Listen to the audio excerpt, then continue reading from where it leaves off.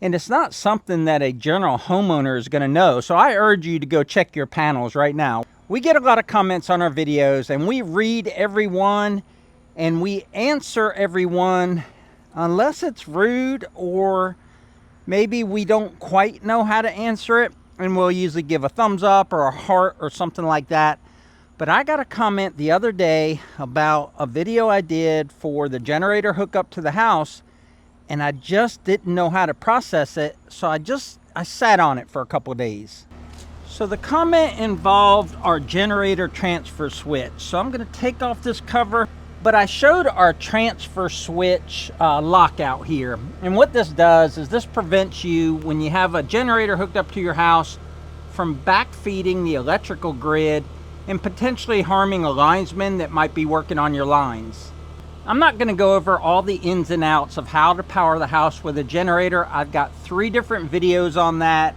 And I just want you to keep in mind that I'm not an electrician, and I'm not going to get involved with, or I'm not going to have the knowledge of whether this is hooked up right. I just don't know. That's why we hired an electrician. That's why there are inspectors and they are all professionals. This is what they do, day in and day out. And all I did in my videos was show hooking a 50 amp power cord into this receptacle. Again, it's all integrated as part of my house. This does nothing until I change this switch configuration over here. And I don't know if you can see it, but this is what's called an Eaton electrical box. So this is my meter, and my main power is 200 amp coming from the grid, underground power, and then this powers the house or the inside electrical box. And that's all my switches for, or my circuit breakers for all the circuits that power the house. Well, in order to turn this way, which is to turn this breaker on because it's currently off, I've got to turn off grid power. And that's what I was explaining in the video. So I would push that 200 amp over there. That would allow this to slide up, and then I could turn this on, and then I could be powered by my 50 amp service coming in from my generator. So what the issue was, and a very alert and I guess electrically educated, or maybe he's a contractor, but the viewer said, you can't have this circuit breaker in this Eaton panel. And over here, this is clearly an Eaton panel. It tells you what circuit breakers you could have in it. And it's not something that a general homeowner is going to know. So I urge you to go check your panels right now. Whether or not you have an input for a generator, just in general, check all your panels and your circuit breakers, because you could go into Lowe's and say, I want a 50 amp circuit breaker, and they'll say, all right, here's one, and you put it in and it's the wrong one. So here's what the problem is. This is an Eaton service panel. If you want to make sure 100% compatibility, minimize your risk for a fire, have no liabilities with your insurance or any issues with your insurance company should your house catch on fire, you only want to put Eaton circuit breakers in here. And I'll show you what the viewer saw and what he put in his comment.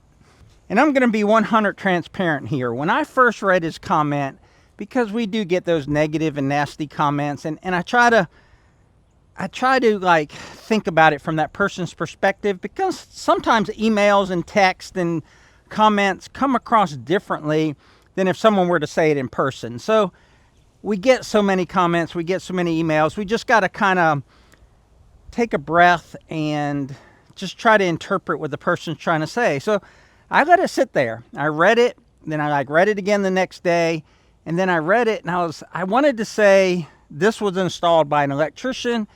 It's been inspected, it's code compliant, and there's no issue. But I was like, I don't know that for a fact. I'm completely relying on professionals to get it right.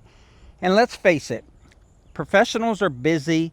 Whether it's an electrician or an HVAC guy, they make mistakes. They may know 100% how to do this, but maybe an apprentice who's learning the trade is doing this part of the job, and they just forget to go back and check. Maybe the inspector, and I'm just kind of making things up here, right? I guess making excuses, but maybe the inspector trusts this electrician and knows he does good work and maybe doesn't look as close. Maybe the inspector had a bad day.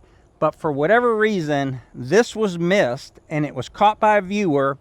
And I'm glad that he caught it, because I've already contacted my general contractor, and my electrician, or the electrician that wired this house, will be coming out to fix it. Okay, back to the details. So again, an Eaton panel. We've got an Eaton lockout here. I can't read who makes this 200 amp breaker, but I can only assume that it's Eaton. What the viewer caught was this little symbol right here, and that's square D, and square D makes circuit breakers. And you can see down here that the surge protector is also Eaton. So this is good. The 200 amp is good, but that little square D right there tells me that's not an Eaton circuit breaker. So that doesn't mean it won't work here, because it obviously does work. I've shown it. But it's also, if you see the words HOM right there, the letters, it's also a Homeline circuit breaker. So what does all that mean? Well, the Square D circuit breaker Homeline series is a specific circuit breaker for a specific panel. And I'll show you inside the garage where our main panel is. That is a Square D panel, and it's a Homeline panel, and it has Square D circuit breakers. Only Homeline circuit breakers can go in a Square D Homeline panel. Square D does make more of a universal circuit breaker, and I may get some of this terminology wrong, so please look it up. I just want to put out there that you need to check yours and do your research on what kind of panels and breakers you have. But Square D makes a classified line, and that's more of a universal breaker, and that could possibly go in this Eaton panel. I don't know if it can or not, but I do know that there are some that are universally compatible. The Homeline is not. So I'll show you a complete Homeline setup. So this is our inside panel. You can see we have our cutoff here, our 200 amps coming into all our circuit breakers. And if you look at every one of these are Square D. And I know that because I looked at them after I got the comment and I did some more research. Every one of them, that's a double, so that's still a Square D, that's a double Square D.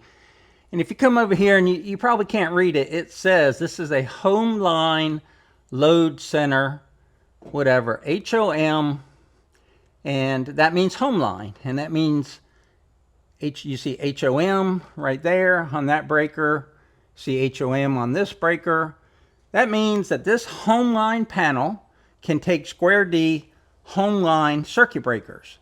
This is the only panel, from my understanding, that you can put Square D Homeline breakers in. So I'm assuming that the electrician had a 50 amp Homeline in his truck for that panel, and it accidentally or inadvertently got put into my outside panel, because Homeline can't be here. Square D Homeline can't be in this panel. It needs to be a universal breaker, or and preferably it needs to be a Eaton. So it's an easy enough fix. The electrician will come in here, take off these covers, he'll pop this breaker out, he'll put the new breaker in that's going to be an Eaton, and we'll be good. But the reason why it hasn't been a big deal is because this is only energized by the generator, and so this breaker has done nothing except for a couple of test videos that I've done. So while it doesn't need to be there and it is a fire liability, it hasn't been used enough really to cause us any issues, but it needs to be fixed. So the electrician's going to come out this week, and he's going to swap out that breaker, and everything will be fine.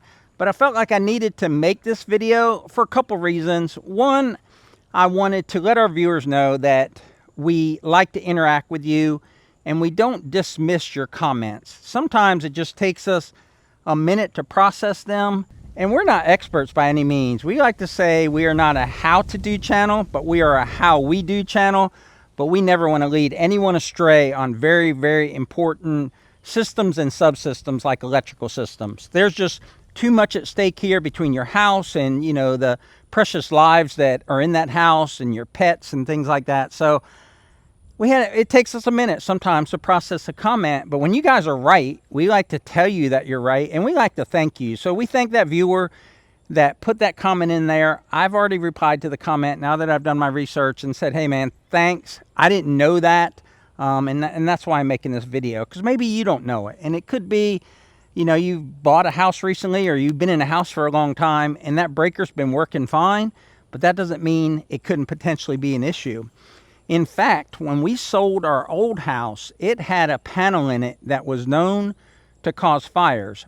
And that house was 25, 30 years old, and we never had an issue with breakers in it. But before we could sell it, we had to spend $3,000 or $5,000, whatever it was, to get that whole panel changed out and put new breakers in it, because the new owner wouldn't be able to get insurance. So that's one reason for making this video. And secondly, to encourage you guys, if you see something that's wrong, leave a comment. Now, you don't have to just put down negative comments. You can put down positive comments when we get things correct, or when you think we're doing a good job. But if you see something wrong, if you see something, say something. If something looks askew or off a little bit, don't just brush it off. Say something. So say something down in the comments. Love to hear the positive ones, but also there may be some, like this one here that we're talking about, that help us out and protect our house and keep us from potentially having a fire. But that'll wrap it up for today's video, folks. We appreciate you watching. Be sure to click that like button, subscribe if you haven't already, and until next time, remember, life's short, tractor hard, and check out your breaker panels and your breakers. Take care, guys. We'll see you on the next one.